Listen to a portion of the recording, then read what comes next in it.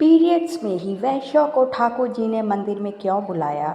वृंदावन की एक तंग गली में जहाँ तुलसी की खुशबू हवा में होती थी, वहीं एक कोठरी थी। वहाँ रहती थी वैशाली। वैशाली का चेहरा सुंदर था, पर उसकी आंखें थकी हुई थी, जैसे वो बरसों से नींद नहीं सोई थी, या शायद बरसों से जी ही नहीं रही थी। वो रोज रात अपनी कोठरी के कोने में रखी ठाकुर जी की छोटी मूर्ति के सामने दीपक जलाती और बुदबुदाते हुए कहती, आपके दर पर तो सबको जगह मिलती है ना ठाकुर जी, तो मैं क्यों नहीं? क्या क्योंकि मैं वैश्या हूँ? लेकिन यह वैशाली हमेशा से यही नहीं थी। 10 साल की उम्र में वैशाली अपने पिता राजेश त्रिवेदी के साथ स्कूल जाती थी। उसके पिता हिंदी साहित्य के प्रोफेसर थे। घर में भजन, गीता और तुलसीदास की चौपाइयों की गूंज थी। पर एक रात आग लग गई। किसी ने उनके घर में आग लगा दी, क्योंकि राजेश जी ने कॉलेज में एक अमीर ट्रस्टी की बेटी के साथ हो रहे दुष्व्यवहार पर सवाल उठाया था। उस आग में राजेश जी की मौत हो गई। माँ सदमे में चली गई। कुछ महीनों बाद माँ ने आत्महत्या कर ली। 13 साल की वैशाली अकेली रह गई। उसे किसी ने सहारा देने की जगह सुधीर नाम के एक दलाल के हाथों बेच दिया। वैश्यावृत्ति के अंधेरे दलदल में वहाँ न धर्म था, न मानवता। वहाँ सिर्फ शरीर बिकता था और धीरे धीरे आत्मा भी। 20 साल की उम्र तक आते आते वैशाली की आंखें नस्तर बन गई थी। जो देखती थी बस दर्द। पर उसके दिल के कोने में एक कोना ऐसा था जहाँ अभी भी प्रेम का दीपक जलता था, कृष्ण का दीपक। एक रात जब वैशाली पीरियड्स के तीसरे दिन में थी, बहुत दर्द में थी और कोठरी में पड़ी करा रही थी, उसी रात ठाकुर जी उसके सपने में आए। तू क्यों रो रही है राधे? मैं राधा नहीं हूँ, मैं तो अपवित्र हूँ, मैं तो वैश्या हूँ, पीरियड्स में हूँ। ठाकुर मुस्कुराए। क्या राधा ने कभी मासिक धर्म में मुझसे प्रेम नहीं किया था? क्या प्रेम की पवित्रता को लहू से मापा जा सकता है? कल सुबह मंदिर आ, मैं तेरा इंतज़ार करूँगा। सुबह वैशाली ने लाल चूड़ियाँ पहन ली, आँखों में काजल लगाया और सिर पर सफ़ेद चूनर ओढ़कर ठाकुर जी के मंदिर की ओर चली। लोगों की नज़रों में शर्म नहीं, नफरत थी। कहाँ चली ये वैश्या? सुना है पीरियड्स में भी मंदिर जा रही है, सारा मंदिर अपवित्र कर देगी। मंदिर द्वार पर पुजारी खड़ा था, हरि नारायण शास्त्री, समाज का ठेकेदार, जिसकी आंखों में संस्कार कम और अभिमान अधिक था। रुक जा, तो मंदिर में कदम नहीं रख सकती। मुझे ठाकुर जी ने बुलाया है, वैशाली बोली। ठाकुर जी वैश्याओं को नहीं बुलाते, और वो भी तब जब तुम माहवारी में है। भीड़ जमा हो गई। कुछ लोग वैशाली पर थूकने लगे। एक युवक ने पत्थर फेंका जो उसके माथे पर लगा और खून निकल आया। वो नहीं रोई, वो बस ठाकुर जी की मूर्ति की ओर देखती रही। मैं आई हूँ ठाकुर, आपने ही बुलाया था। अगर ये सपना था तो अब मुझे उठा लो, अगर सच था तो मुझे प्रवेश दो। उसी क्षण मंदिर की घंटियाँ बिना किसी के हाथ लगाए बजने लगी। दीपक अपने आप जल उठे और ठाकुर जी की मूर्ति से आवाज़ आई, ए राधा, ये राधा है, रजस्वला राधा, पर रजस्वला होकर भी शुद्ध है क्योंकि इसका प्रेम शुद्ध है। जो समाज प्रेम को खून से तौले वो समाज मुझसे कोसों दूर है। भीड़ सन्न, पुजारी बेहोश, मंदिर का मुख्य द्वार अपने आप खुल गया। वैशाली चुपचाप कांपते हुए अंदर गई। मंदिर की हवा बदल चुकी थी, जैसे वहाँ सिर्फ कृष्ण नहीं, करुणा का साक्षात रूप विराजमान हो। वो मूर्ति के पास जाकर बैठ गई और फूट फूट कर रोने लगी। मैं अपवित्र नहीं हूँ, मैं प्रेम करती हूँ। श्यामा दासी, जो वर्षों से मंदिर की सेवा कर रही थी, ये सब देखकर आंसुओं से भीग गई। इतनी करुणा मैंने कभी नहीं देखी, ये साक्षात लीला थी। वैशाली, तू अब वैश्या नहीं, राधा है। उस दिन कुछ टूटा, वो था समाज का अहंकार। कुछ जुड़ा, वो था प्रेम और ईश्वर का सीधा संबंध। और वैशाली, उसने कोठा छोड़ा, चूड़ियाँ उतारी, पर प्रेम नहीं छोड़ा, क्योंकि अब उसका जीवन बदलने वाला था।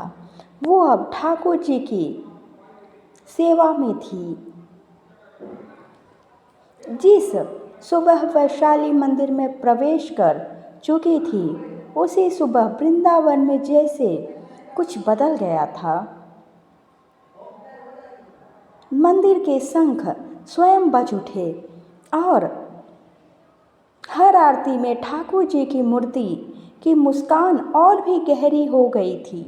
आज पहली बार ऐसा हुआ कि आरती में कोई राग नहीं, सिर्फ भाव था।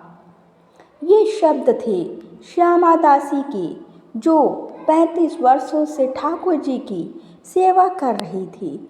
मंदिर के भीतर ठाकुर जी के चरणों में बैठी वैशाली अब रो नहीं रही थी।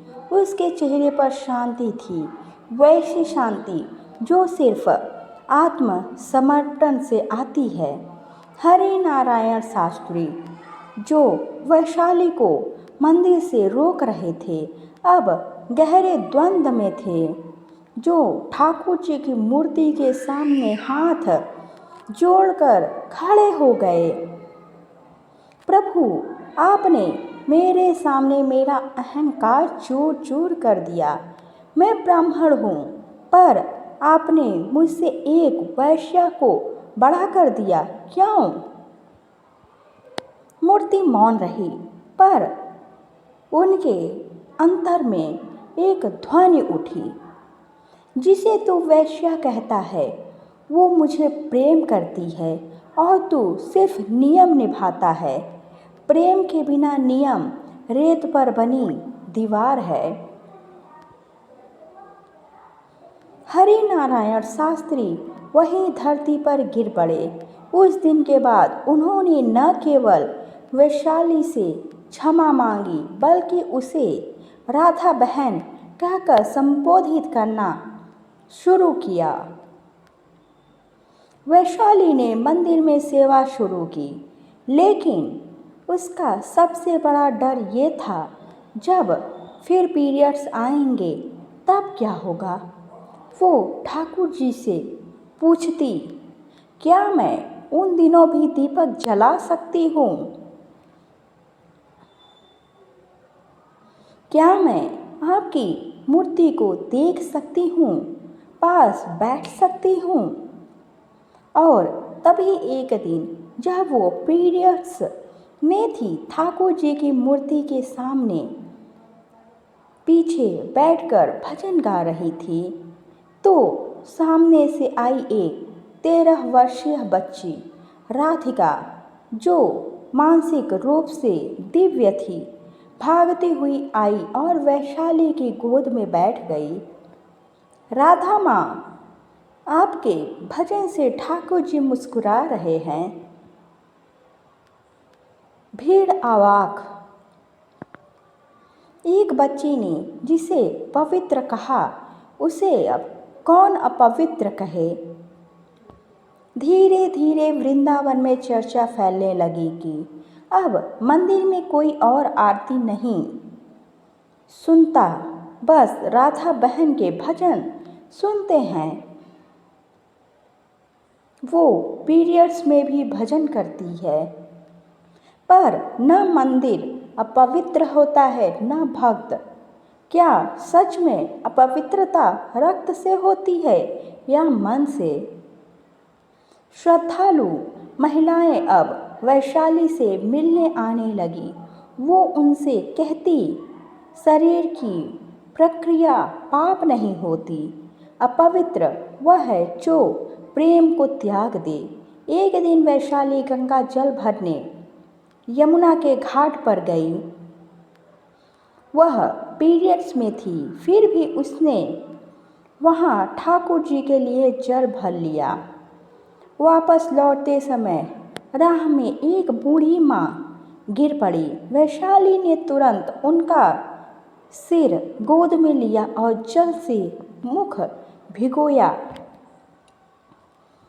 भीड़ में से कोई चिल्लाया, मत छू उसे, वो पीरियड्स में है, अपवित्र है। तभी वो बूढ़ी माँ मुस्कुराई और बोली, पवित्रता इसने दी है, अपवित्रता तो तुम्हारी सोच है। उस रात वैशाली को फिर स्वप्न आया। श्री कृष्ण रास रचाते हुए बोले, मेरे प्रेम में जो समर्पण है वही भक्ति है। रजस्वला राधा जब मेरे लिए भजन करती है तब मेरे मुकुट का मोर पंख भी झुक जाता है। अब तू सिर्फ वैशाली नहीं, तू वृंदावन की राधा है। अगली सुबह मंदिर में भरे श्रद्धालुओं के सामने हरि नारायण शास्त्री ने घोषणा की, आज से इस मंदिर में वो भी सेवा करेगी जिसे समाज ने त्यागा है। अगर ठाकुर जी ने स्वीकार किया है तो समाज क्या चीज़ है, इनकार करने वाला। भीड़ चुप, किसी ने कुछ नहीं कहा, पर आंखों में था भार। एक नई सोच ने जन्म लिया था। वृंदावन में अब कोई उसे वैश्या नहीं कहता था। बच्चे उसे राधा दीदी, बूढ़े राधे बहन और महिलाएं माँ राधा कहकर बुलाती थी।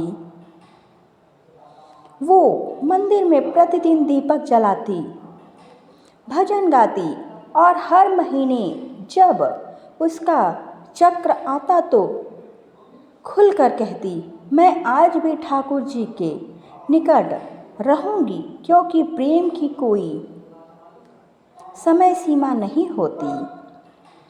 कुछ वर्षों बाद वृंदावन में महिला अधिकारों की बात शुरू हुई। राधा बहन को मंच पर बुलाया गया। उन्होंने बस एक ही वाक्य कहा, मैं एक वैश्या थी, समाज ने त्यागा, मैं पीरियड्स में थी, मंदिर ने रोका, पर ठाकुर जी ने मुझे राधा बना दिया। सारा वृंदावन रो पड़ा। कुछ महीने बीत गए। वृंदावन अब वैशाली को राधा बहन के रूप में मान्यता देने लगा था। उसका भजन अब हर मंदिर में गूंजने लगा। एक दिन जब वो रात के तीसरे पहर में ठाकुर जी के सामने दीप जला रही थी, मूर्ति के सामने खड़ा झूला अचानक हिल गया। वैशाली चौंक गई। फिर एक धीमी सी आवाज आई, जो किसी और को नहीं, सिर्फ उसी को सुनाई दी। राधा, अब मुझे झुला, आज से तू मेरी माँ भी है, प्रेमिका भी। उसने कांपते हाथों से झूले को छुआ, उसका रोम रोम सिहर उठा। एक वैश्या जो कभी मंदिर के बाहर भी अपवित्र मानी गई, अब ठाकुर जी को झूला रही थी। लेकिन हर चमत्कार के बाद आता है इम्तिहान। शहर के एक प्रतिष्ठित संत व्यासनंद जी, जो वृंदावन के बड़े संत माने जाते थे, उन्होंने मंदिर में प्रवेश करते ही कहा, इस स्त्री ने धर्म की मर्यादा तोड़ दी है। रजस्वला होकर मंदिर में रहना, सेवा करना ये अधर्म है। हजारों लोग चुप थे। तभी हरि नारायण शास्त्री ने खड़े होकर कहा, अगर अधर्म है तो प्रभु क्यों मुस्कुरा रहे हैं? अगर ये अपवित्र है तो प्रतिमा क्यों झूली? अगर रजस्वला सेवा अधर्म है तो सैकड़ों माओं की गोदें क्यों पवित्र मानी जाए? व्यासनंद जी मौन हो गए। एक दिन मंदिर में एक नेत्रहीन बच्चा आया, नाम था कन्हैया। उसने वैशाली के गोद में बैठकर कहा, मुझे ठाकुर जी दिखते हैं, पर लोग कहते हैं मैं अंधा हूँ। वैशाली ने मुस्कुराकर उसकी आंखों पर हाथ रखा और बोली, जहाँ प्रेम है वहाँ दर्शन है, आँखों से नहीं हृदय से देखो। तभी मंदिर के सभी दीपक स्वयं जल उठे और कन्हैया की आँखों में चमक आ गई। माँ, मैं देख सकता हूँ। राधा माँ, मैं देख सकता हूँ।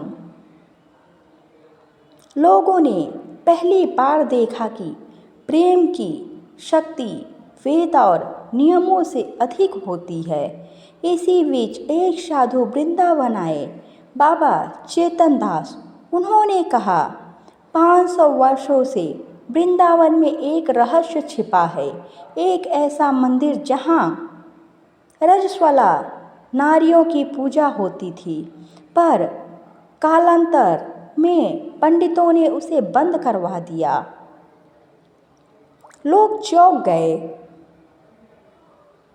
राधा बहन को साथ लेकर वो पहुँचे यमुना किनारे की पुरानी गुफा में। वहाँ एक टूटी फूटी प्रतिमा थी, रजस्वला देवी, जिसके चरणों में लिखा था,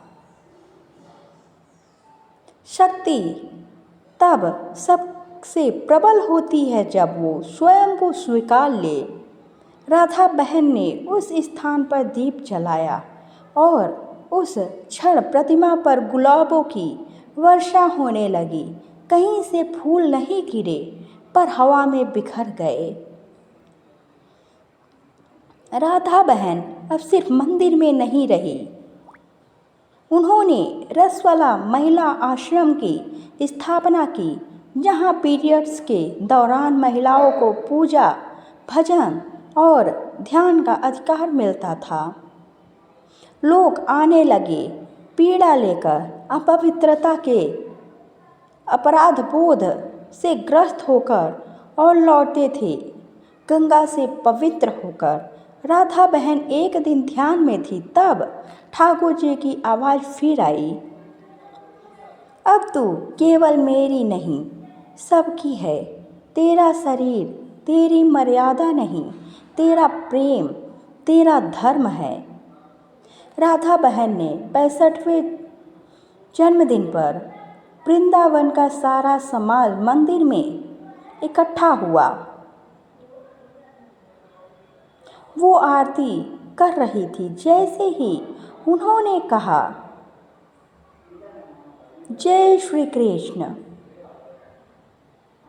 ठाकुर जी की मूर्ति ने मुस्कुराते हुए ओठ हिलाए। सबने देखा और आवाज आई,